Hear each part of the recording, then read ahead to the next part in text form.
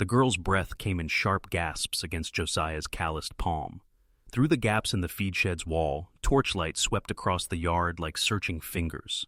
7 riders, maybe 8, their faces hidden beneath wide-brimmed hats, circled his ranch house with the patience of wolves. "Quiet now, before they hear us," Josiah whispered, feeling her whole body tremble against his. She couldn't be more than 16, this stranger who had stumbled onto his land an hour ago, dress torn, feet bleeding, speaking only broken English mixed with Cherokee. He'd been checking the horses when she appeared like a ghost from the tree line, collapsing near the water trough. Now, watching these night riders search his property, Josiah understood she hadn't been running from something. She'd been running to the only light she could see for miles. His light. The Circle J Ranch sat lonesome in the Oklahoma Territory, 1889, where the law was whatever men with guns decided it would be. Josiah had built it alone after Mary died of the consumption. Every board and nail a meditation on grief. 5 years now, he'd lived with just the cattle and the wind for company, keeping his head down, his business his own.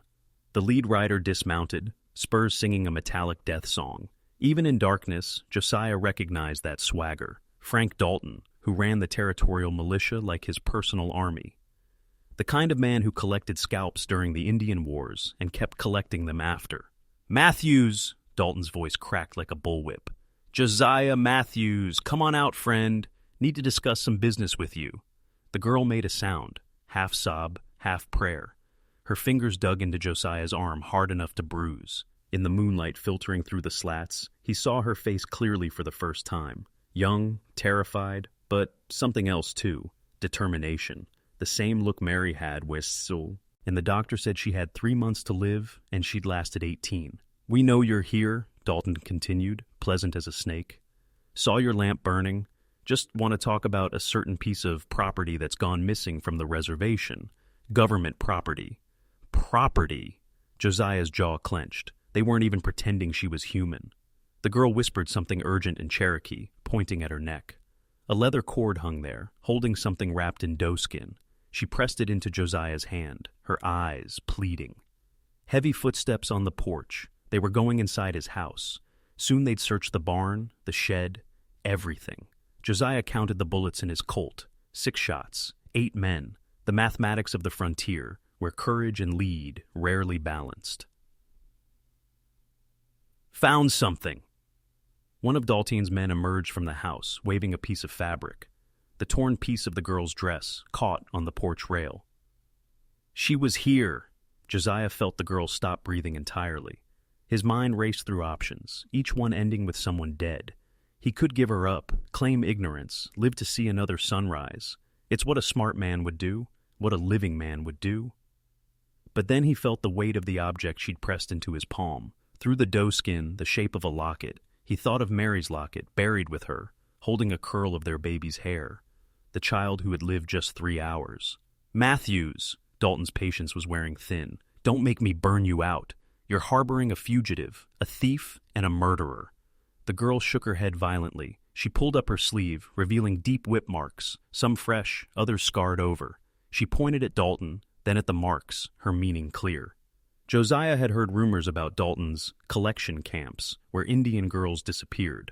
Official records called it cultural education. The Fichim, who escaped, called it something else.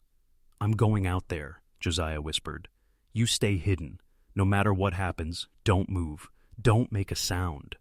She grabbed his wrist, shaking her head. But Josiah gently freed himself. Sometimes a man's got to decide what kind of ghost he wants to be. He stood, joints creaking from crouching so long. The Colt sat heavy on his hip as he pushed open the shed door, hands visible but ready. "Evening, Frank." Josiah stepped into the torchlight, casual as Sunday dinner. "Kinda late for a social call." Dalton smiled, teeth white as cemetery stones. "Josiah, was starting to worry you'd gone deaf. We're tracking a dangerous fugitive. Young Indian girl, probably armed, definitely desperate. Haven't seen anyone." The lie came easy. "Been out here all evening, tending a sick calf." One of Dalton's men, a scar-faced brute called Williamson, spat tobacco juice near Josiah's boots. "Funny thing, we followed her trail right to your property line. Then it just disappeared." "Lots of things disappear out here," Josiah said evenly. Good men, bad men, evidence. The temperature dropped 10 degrees. Dalton's hand drifted to his pistol. You suggesting something, Matthews? Just observing. Josiah kept his voice level as a carpenter's line. Man lives alone long enough, he notices patterns, like how Indian girls go missing whenever your boys ride through, like how their families never file complaints because the complainers disappear too. Dalton laughed, sharp and humorless. Careful, Matthews. Words like that could be misunderstood, could make people think you were sympathizing with hostiles. No hostiles here, Josiah said, just a rancher trying to keep his cattle alive through winter. Williamson had circled behind him, cutting off retreat to the shed. The others spread out, forming a loose circle. Josiah heard spurs approaching from the barn. They'd been searching everywhere. Shed's locked, one rider reported. Dalton's eyes glinted. Is it now? Don't recall you being the type to lock up feed, Matthews. What's in there? Worth protecting. Wolves have been bad this year. They get into the grain, spoil it all. Wolves, Dalton drew the word out slow. Well, we're pretty good at dealing with wolves. Williamson, check that shed. Josiah stepped sideways, blocking the path. That's private property. Not if you're harboring a fugitive, it isn't. Dalton pulled out a piece of paper, official looking in the torchlight. Federal warrant. That girl killed a reservation agent. Shot him in the back like a coward. Agent Holcomb? Josiah couldn't hide his surprise. He knew Holcomb, a mean drunk who'd brag about breaking in the young ones when he thought only white men were listening. So, you did hear about it, Dalton's smile widened. Makes me wonder what else you know. A scream pierced the night, high, terrified, coming from behind the house. Every man turned, and Josiah's heart sank. But then he saw it. A rabbit in the talons of a barn owl, carried into darkness. Just nature taking its course. When the men turned back, Josiah had his hand on his Colt. Get off my land, Frank.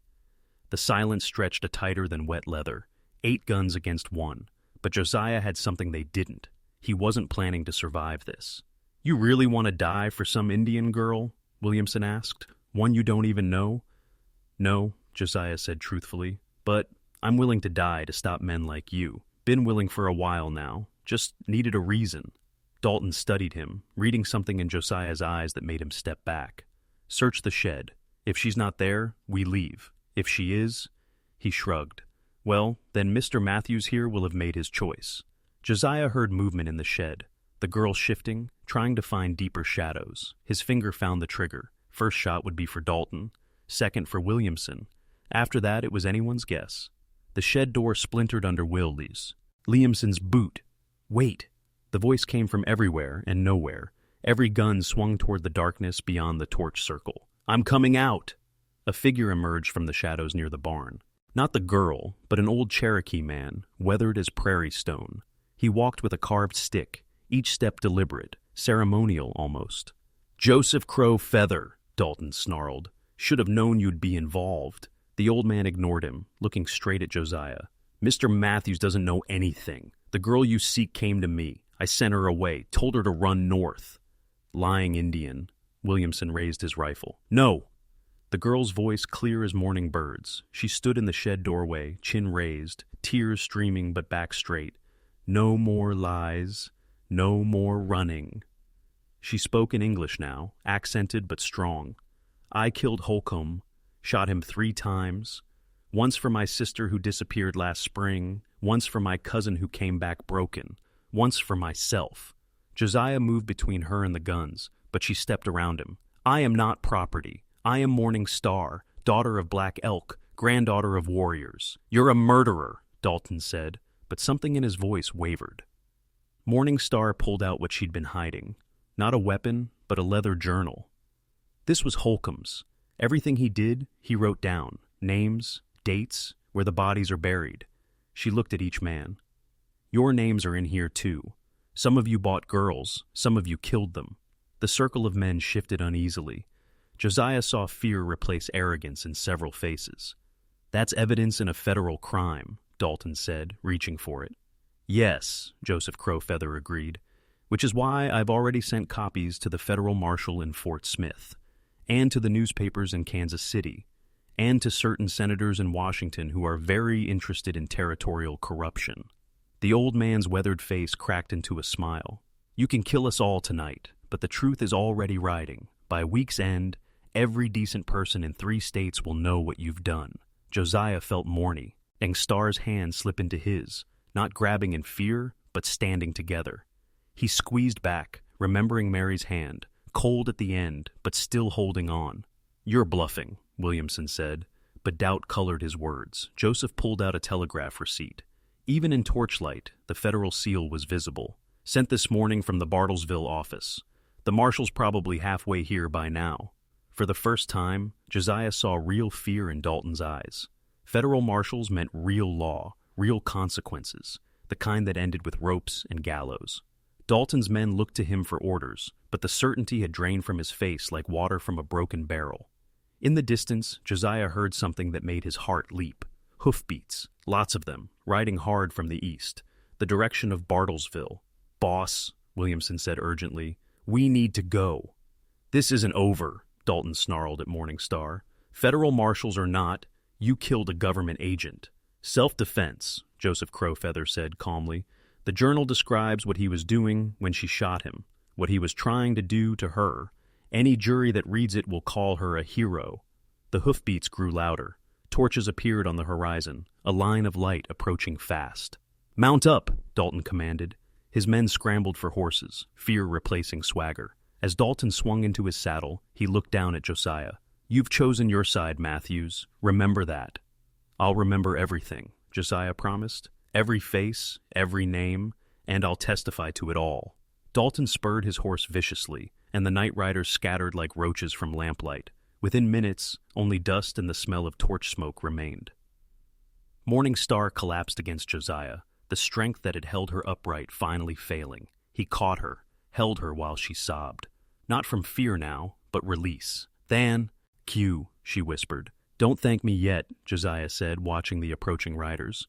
"We still need to convince the marshals." But Joseph Crowfeather was smiling.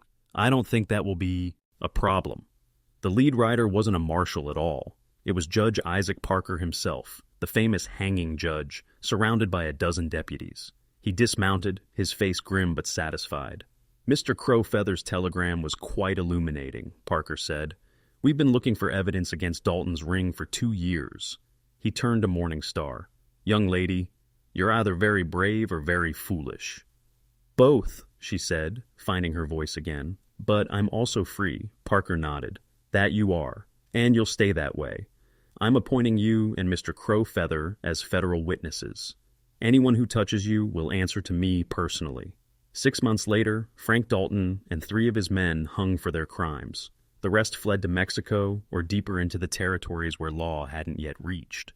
Morning Star testified for 3 days, her voice never wavering, as she named names and places, bringing justice to girls who'd been forgotten by everyone except their families. Josiah stood with her through it all. Somewhere between that night in the shed and the trial, she'd become like the daughter he and Mary never had. She stayed on at the Circle J, helping with the cattle, learning to read and write better English while teaching him Cherokee words and stories. Joseph Crowfeather visited often, bringing news from the reservation and keeping federal protection visible enough to discourage revenge. On quiet evenings, the 3 of them would sit on Josiah's porch, watching the sun paint the prairie gold and red. Years later, when Morning Star married a young Cherokee teacher and had children of her own, she would tell them about the night she thought she'd die, and the rancher who whispered, "Quiet now," not to save himself, but to save her. She'd show them the locket she'd carried that night, not filled with her own memories, but with a picture of Mary Matthews, given to he, or by Josiah. "Courage," she would tell her children, "isn't about not being afraid. It's about covering your mouth to hold in the screams, then standing up anyway when the moment comes." The Circle J Ranch still stands today, though it's called something else now, but in the local cemetery, 3 graves sit side by side: Mary Matthews, Josiah Matthews, and Morning Star Matthews Turner. The epitaph on Josiah's stone, carved at Morning Star's insistence, reads, "He kept others quiet when wolves circled, then spoke thunder when it mattered." Stories like this aren't just told, they're felt. If you felt it too, subscribe and stay with us.